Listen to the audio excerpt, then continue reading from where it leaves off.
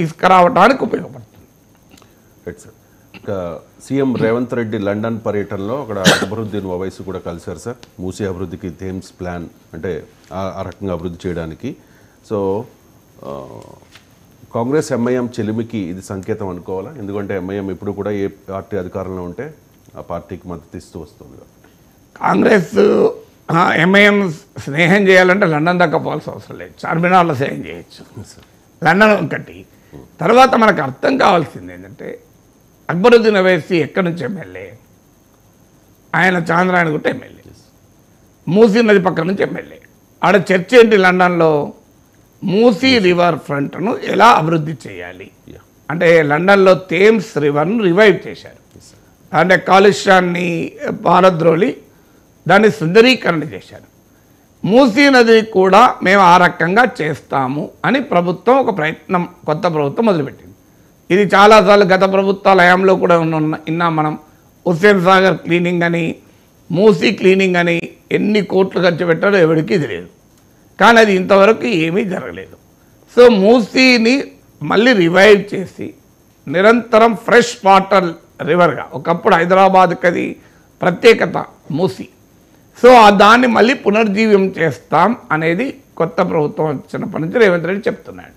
దానిపైన లండన్లో Thames రివర్ను revive చేశారు కనుక ఆ ఎక్స్పీరియన్స్ని డిస్కస్ చేసేటప్పుడు మూసీ పక్కనే ఉన్న నియోజకవర్గ ఎమ్మెల్యే ఉండకూడదా చెప్పండి?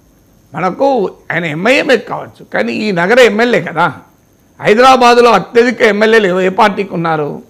మీకు బీఆర్ఎస్తో పాటు ఎంఐఎం కూడా కీలకం కదా. సో 7 ఎమ్మెల్యేలు కదా.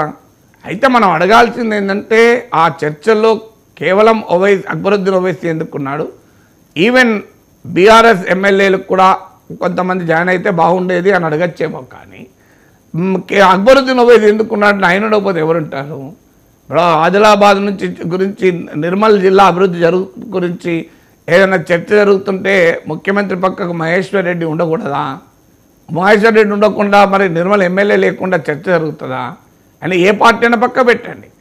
సిద్దిపేటలో ఒక అభివృద్ధి ప్రాజెక్ట్ ప్రారంభిస్తే రేవంత్ రెడ్డి పక్కన హరీష్ రావు ఉంటే బీఆర్ఎస్లో లుక్కలుక్కలు అని మనం హెడ్లైన్ పెట్టొస్తుందా?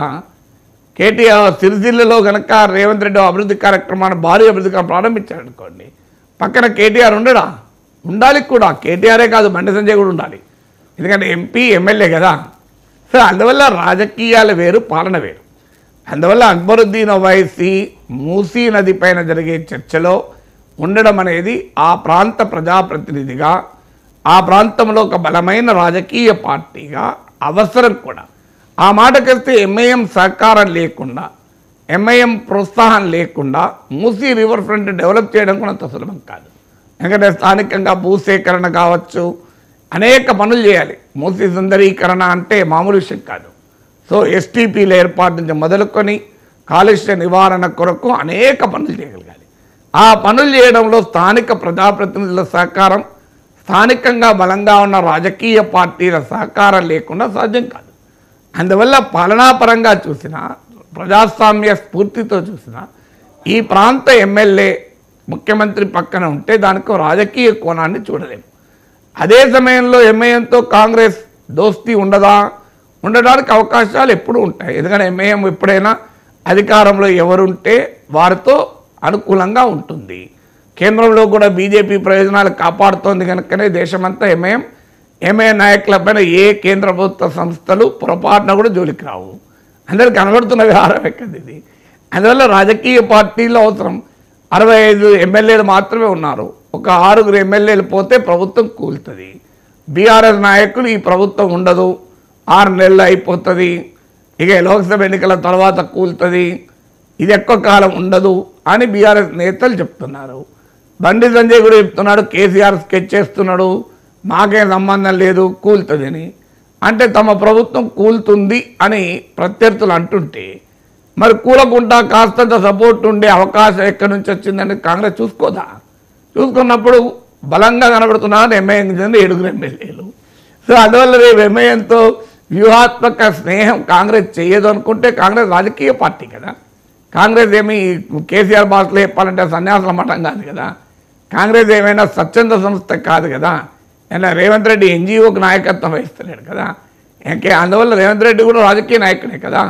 అందువల్ల ఆయన గతంలో అన్నాడు కూడా, గేమ్ మేము మొదలు పెట్టాం, గేమ్ అంటూ మొదలైతే ఎక్కడికైనా పోవచ్చు అన్నారు కదా.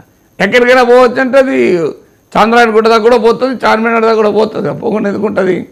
పోకుండా ఉంటుందా? అందువల్ల పొలిటికల్ దోస్తీకి అవకాశాలు లేవా అంటే ఉండవచ్చు. కానీ ఈ మూసీ నదీ సమీక్షలో అక్బరుద్దీన్ ఉండడమే దానికి సంకేతం అని మనం కంక్లూజన్కి రాలేము.